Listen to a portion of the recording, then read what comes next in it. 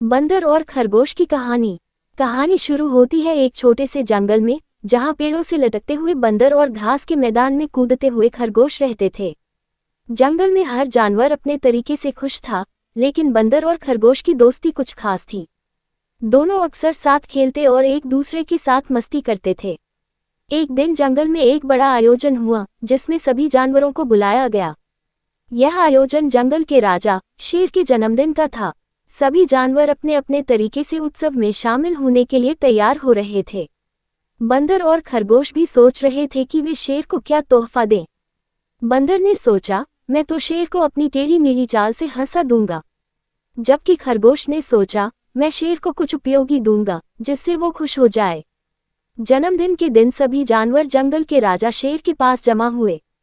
शेर ने सबको देखा और कहा, आज के दिन का तो मैं इंतजार कर रहा था, लेकिन मैं जानना चाहता हूं कि तुम लोग मुझे क्या उपहार देंगे। पहले बंदर ने अपनी चंचलता दिखाते हुए शेर के पास जाकर कहा, राजा, मैं आपको अपनी सबसे बेहतरीन कला दिखाऊंगा। उसने अपनी टेढ़ी मेढ़ी चाल चलनी शुरू की और शेर को हंसी में डाल दिया। शेर को ये देखकर बहुत मजा आया, लेकिन उसने सोचा, ये तो मजाक था, मुझे कुछ और चाहिए। फिर खरगोश अपनी छोटी सी छलांग भरता हुआ आया और बोला, राजा, मैं आपको यह उपहार देता हूँ। उसने शेर के सामने एक प्यारी सी घास का गुलदस्ता रखा। शेर ने चौंक कर कहा, तुमने मुझे घास का गुलदस्ता दिया? ये तो बहुत साधारण सा उपहार है। सभी जानवरों ने देखा और कुछ समझ नहीं पाए कि खरगोश ने ये साधारण सा उपहार क्यों दिया। तभी खरगोश ने शेर से कहा, राजा, ये घास आपके लिए बहुत खास है। ये वही घास है जिसे आपके प्रिय जंगली हाथी खाते हैं।